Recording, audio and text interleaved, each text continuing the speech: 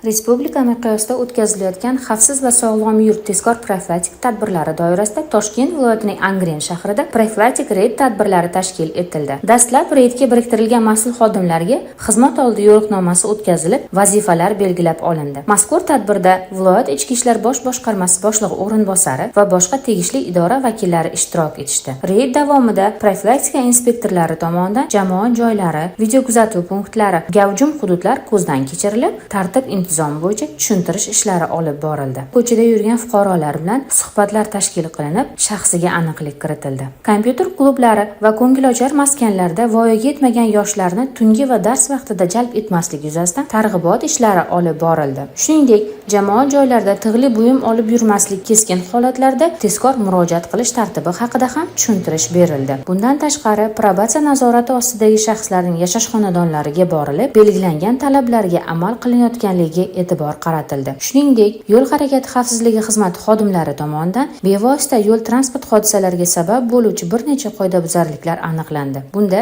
tegishli hujjatlarsiz va mast holda avtomobil boshqargan haydovchilarning harakati cheklanib, avtoulovlar jarima maydonlariga joylashtirildi. Osoyishtalikni ta'minlash yo'lida reyd tadbirlari barcha hududlarda davom etmoqda.